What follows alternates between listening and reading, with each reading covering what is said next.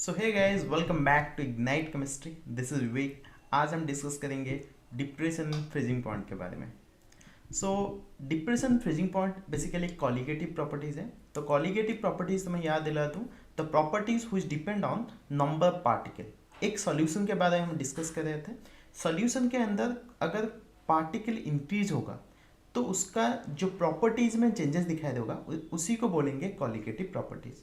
तो depression freezing point one of the colligative properties of the solution. तो first of all will discuss dip freezing point. तो पहले हम freezing point के बारे में देखेंगे। तो फ्रीजिंग पॉइंट बेसिकली क्या होता है? तो फ्रीजिंग पॉइंट होता है it is the temperature at which vapor pressure of a liquid is equal to its solid। जब भी एक लिक्विड का वेपर प्रेशर उसी का सॉलिड का वेपर प्रेशर के साथ सेम हो जाएगा, जिस टेम्परेचर में होगा उसी को बोलेंगे डिप्रेशन इन फ्रीजिंग पॉइंट। समझ में आ रहा है? तो जिस टेम्परेचर में एक लिक्विड का वेपर प्रेशर उसका सॉलिड का वेपर प्रेशर के साथ सेम हो जाएगा उसी को बोलेंगे फ्रीजिंग पॉइंट। तो ये डिप्रेशन फ्रीजिंग पॉइंट क्या होता है? देखो, मैं एक एग्जाम्पल के साथ उसको समझा रहा हूँ। मेरे पास एक कंटेनर है, ठीक है। ये कंटेनर में वाटर मॉलिक्यूल है। क्या है? प्योर वाटर है, प्योर वाटर, ठीक है। एंड तुम्हें तो पता होगा कि प्योर वाटर का जो फ्रीजिंग पॉइंट होता है वो होता है 0 डिग्री सेल्सियस। ये सर नो, 0 डिग्री सेल्सियस और 273 केल्विन, ठीक है। तो प्योर वाटर का वेपर प्रेशर तो हमें पता है। अभी यही सोल्यूशन में एक दूसरा कंटेनर बनाता हूँ, सेम अमाउंट ऑफ वाटर, इसमें भी उतना अमाउंट ऑफ वाटर है, ठीक है। अभी मैंने क्या किया, उसी वाटर में कुछ नॉन वोलेटाइल सॉल्यूट ऐड किया।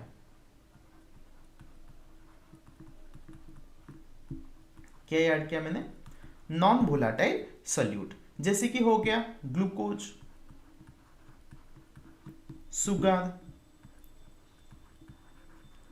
तो ऐसा ही कुछ नॉन वोलेटाइल सॉल्यूट मैंने इसमें ऐड किया। अभी ये जो प्योर वाटर था अभी तो प्योर नहीं रहेगा, अभी वो हो जाएगा सॉल्यूशन। समझ में आ रहा है? तो पहले प्योर वाटर था, मैंने उसमें क्या किया, non volatile solute let us consider glucose add कर दिया। जब मैंने उसमें ग्लूकोज ऐड कर दिया तो वो सॉल्यूशन का अभी जो प्योर सॉल्वेंट था वो कन्वर्टेड हो गया सॉल्यूशन में। अभी ये बताओ कि ये जो सॉल्यूशन बना हमारे पास उसका फ्रीजिंग पॉइंट क्या होगा? ये मैं बता सकता हूँ कि जो सॉल्यूशन का जो फ्रीजिंग पॉइंट होगा that is less than 0 degree होगा। मतलब हो सकता है -5 डिग्री सेल्सियस हो, ठीक है। हमारे पास जो सॉल्यूशन बना उसका जो फ्रीजिंग पॉइंट है वो प्योर सॉल्वेंट का फ्रीजिंग पॉइंट से नीचे आ गया। समझ में आ गया? तो ये जो डिक्रीज हो रहा है फ्रीजिंग पॉइंट में उसी को बोलेंगे डिप्रेशन इन फ्रीजिंग पॉइंट। क्या बोलेंगे उसको? Depression in freezing point. तो सबको समझ में आ गया? जब भी एक प्योर सॉल्वेंट में कुछ नॉन वोलेटाइल सॉल्यूट ऐड करेंगे, उस नॉन वोलेटाइल सॉल्यूट ऐड होने के बाद जो सॉल्यूशन होगा उसका फ्रीजिंग पॉइंट डिक्रीज होगा and that is called depression in freezing point, ठीक है। तो डिप्रेशन इन फ्रीजिंग पॉइंट का मतलब क्या हुआ? जब भी हम नॉन वोलेटाइल सॉल्यूट ऐड किए एक सॉल्यूशन में या प्योर सॉल्वेंट में तो उसका फ्रीजिंग पॉइंट डिक्रीज हुआ, उसी की प्रॉपर्टीज को बोलेंगे डिप्रेशन इन फ्रीजिंग पॉइंट। तो depression in freezing point basically एक कॉलिगेटिव प्रॉपर्टीज है।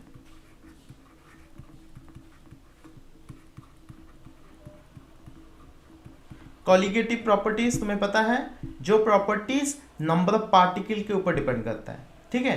नंबर ऑफ पार्टिकल चेंज हो जाएगा तो प्रॉपर्टीज चेंज होगा, उसको बोलेंगे कॉलिगेटिव प्रॉपर्टीज। तो डिप्रेशन फ्रीजिंग पॉइंट हो गया। तो डिप्रेशन फ्रीजिंग पॉइंट को सेम चीज यहां पर लिखा है।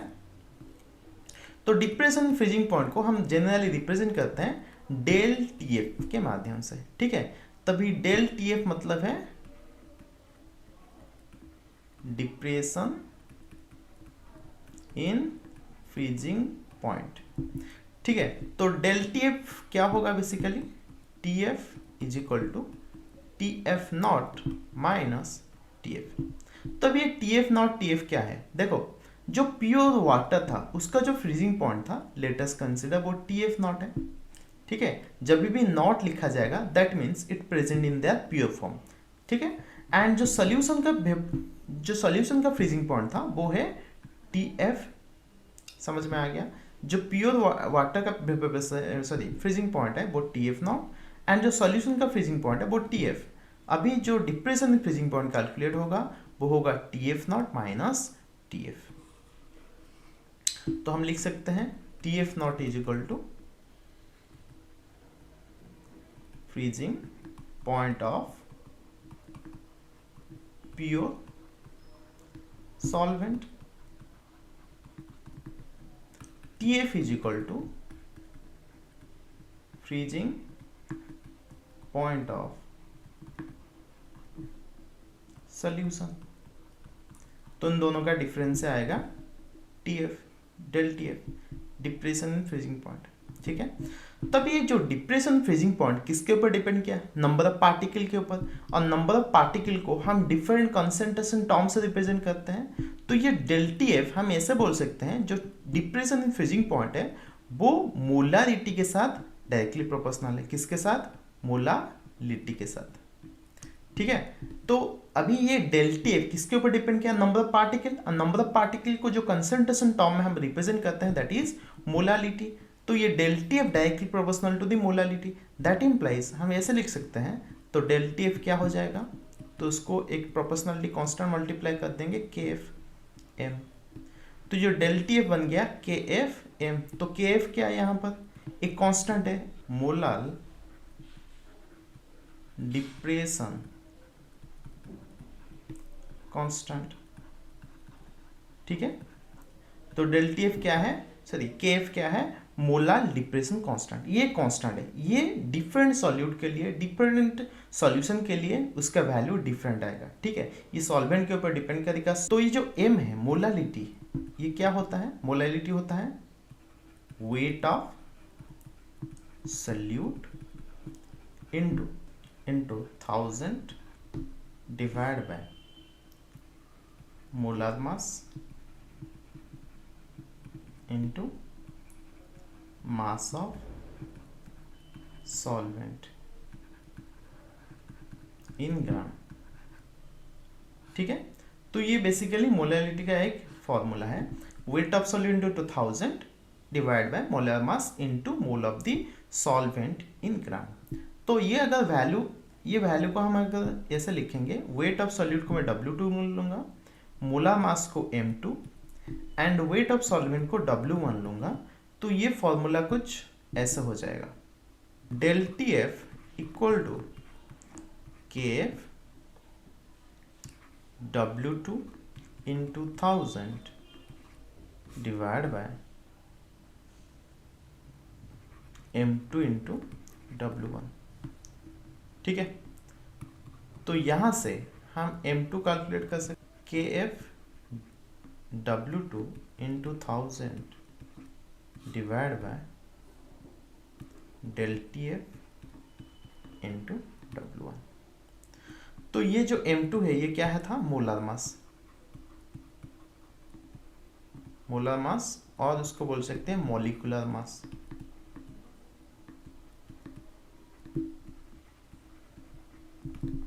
तो बेसिकली हम डिप्रेशन फ्रीजिंग पॉइंट को यूज करके या कॉलिगेटिव प्रॉपर्टीज को यूज करके मोलार मास कैलकुलेट कर सकते हैं कोई भी सॉल्यूट का। ठीक है, तो ये हो गया उसका फॉर्मूला। तो ये जो मैंने समझाया डिप्रेशन फ्रीजिंग पॉइंट, उसको ग्राफिकली रिप्रेजेंटेशन देखते हैं। तो हमने एक ग्राफ ड्रॉ किया है, y एक्सिस में लिया है vapour pressure and x axis में लिया है टेम्परेचर। जब ये वेपर प्रेशर टेम्परेचर को लेके ग्राफ ड्रॉ होगा तो पहले है लिक्विड सॉल्वेंट, मतलब जब प्योर फॉर्म में था तो इसका वेपर प्रेशर ये था। ठीक है, तो वेपर प्रेशर टेम्परेचर बढ़ाएंगे तो वेपर प्रेशर बढ़ेगा। तो ये पर्टिकुलर टेम्परेचर में लेट अस कंसीडर ये जो टेम्परेचर है TF नॉट, ये एक लेट अस कंसीडर ये जो पॉइंट है 180 में, मतलब कोई भी तो ये इसका प्योर फॉर्म में इस टेम्परेचर में उसका जो फ्रीजिंग पॉइंट था, freezing point of the pure solvent, तो यहाँ पर डेल टी एफ था। किसका था? लिक्विड का, लिक्विड सॉल्वेंट का। ठीक है, जब हमने उसको सॉल्यूशन में कन्वर्ट किया तो उसका वेपर प्रेशर डिक्रीज हो गया। तो क्या हुआ? उसका वेपर प्रेशर डिक्रीज हुआ, तो उसका जो फ्रीजिंग पॉइंट है, जो सॉल्यूशन का जो फ्रीजिंग पॉइंट था, वो डेल टी एफ यहाँ हुआ। अभी ये पहले जो सॉल्वेंट था, प्योर सॉल्वेंट था, उसका उसका जो फ्रीजिंग पॉइंट है वो डेल टी एफ है। अभी मैंने उसको जब सॉल्यूशन में कन्वर्ट कर दिया, उसका फ्रीजिंग पॉइंट टी एफ में कन्वर्ट हो गया। तो उन दोनों में जो डिफरेंस आया उसी को बोलेंगे डेल टी एफ। तो डेल टी एफ क्या है? पहले सॉल्वेंट का फ्रीजिंग पॉइंट, प्योर सॉल्वेंट का, उसको माइनस कर देंगे सॉल्यूशन का फ्रीजिंग पॉइंट, तो जो निकल के आएगा वो होगा डिप्रेशन इन फ्रीजिंग पॉइंट। तो सबको समझ में आ गया, ग्राफिकल रिप्रेजेंटेशन भी समझ में आ गया। नेक्स्ट हम उसके रिलेटेड एक numerical, 45 gram of ethylene glycol is mixed with 600 gram of water, calculate the depression freezing point depression and freezing point of the solution. तो दो चीज पूछा है, एक पूछा है फ्रीजिंग पॉइंट डिप्रेशन कितना, डिप्रेशन पॉइंट क्या है, and freezing point of solution, solution का फ्रीजिंग पॉइंट क्या है। तो हमें क्या दिया गया है? वेट ऑफ सॉल्यूट दिया गया है, जो बेसिकली W2 है। जो इथिलीन ग्लाइकॉल ये है 45 ग्राम। देन वेट ऑफ सॉल्वेंट, तो सॉल्वेंट क्या है हमारा? वाटर, इसको लेंगे W1, ये है 600 ग्राम। ठीक है, तो जब भी water as a solvent use होगा तो उसका जो फ्रीजिंग पॉइंट होगा डेल, तो जो केएफ का वैल्यू होता है वाटर के लिए, दैट इज 1.86 केल्विन के जी मोल इनवर्स।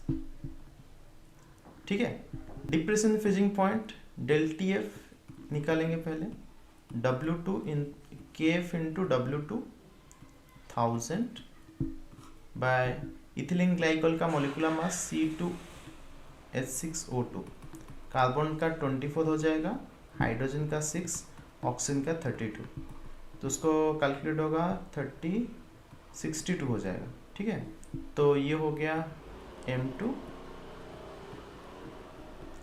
Into W1। अभी KF क्या वैल्यू पता है तुम्हें? 1.86, W2 45 into 1000 divide bye molar mass हो गया 62 इंटू 3 टाइम्स होगा इसका, 62 का 3 टाइम्स जो है 186, तो ये हो गया 3 इंटू 10 टू द पावर -2।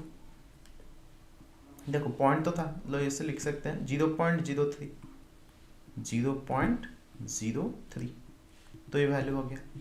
अभी इसको 5 में कैंसिल करेंगे, 15 में, 15 3 जा 45, 15 4 जा 60, तो ये हो जाएगा 40।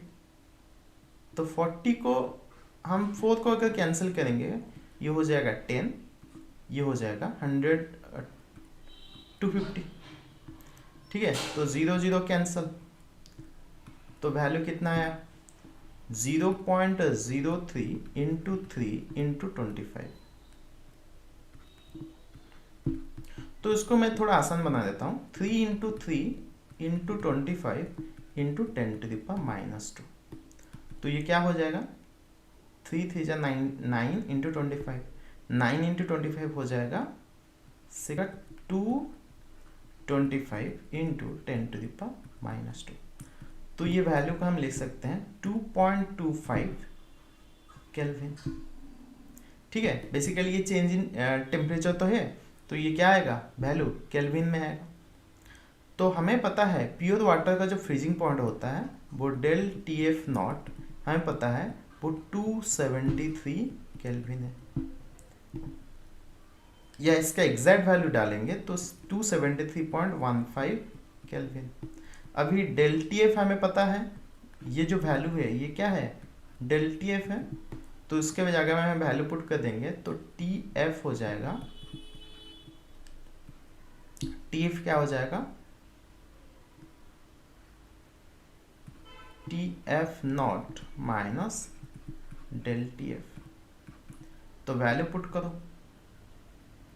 तो टी एफ नॉट का है 273.15 माइनस 2.25, तो ये 0, ये हो जाएगा 11 to 9 पॉइंट, ये हो जाएगा 270, तो वैल्यू आएगा 270.9 kelvin.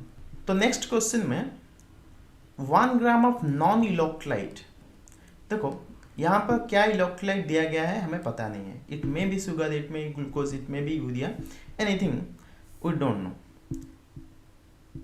1 gram of non electrolyte dissolve in 50 gram of benzene. तो यहाँ पर जो ये हमारा सॉल्वेंट, बेंजीन हमारा सॉल्वेंट है, lower the freezing point of benzene by 0.40 kelvin, freezing point depression constant of benzene 5.12 kelvin kg mole inverse, find the molar mass of the solute. Basically हमें दिया गया है W2 weight of solute that is 1 gram, W1 weight of solvent that is 50 gram, and depression freezing point that is del TF is equal to 0.40 Kelvin, and freezing point depression constant that is KF is equal to 5.12 Kelvin kg mole inverse। तो ये given है, हमको पूछा गया है क्या है, molecular mass M2। M2 क्या है, डायरेक्ट फॉर्मूला ऐड करेंगे, M2 is equal to Kf into W2 into 1000 divided by del TF into W1। तो वैल्यू पुट करो 5.12 into 1 into 1000 divided by del TF है 0.40 into W1 है 50। तो बहुत easy सा कैलकुलेशन है, हम 50 को 4 को कैंसिल कर देंगे, 4 अगर कैंसिल होता है यहाँ पर 4 से तो ये हो जाएगा 250, ठीक है। तो ये 4 कैंसिल होगा तो ये क्या हो जाएगा 0.10, ऐसे लिख सकते हैं। तो 50 को 250 में कैंसिल करेंगे तो कितना टाइम्स होगा 5 टाइम्स, तो नीचे है 0.1, तो ये ऊपर हो जाएगा 512 इंटू 5 डिवाइड बाई 10, तो ये इसको मल्टीप्लाई कर लो 10, तो ये वैल्यू आएगा 256, ये मास है, ग्राम में आएगा। आई होप कि तुम्हें डिप्रेशन फ्रीजिंग पॉइंट समझ में आ गया होगा। अगर कहीं पर भी कुछ डाउट है definitely tell me in the comment section. So thank you everybody and have a good day.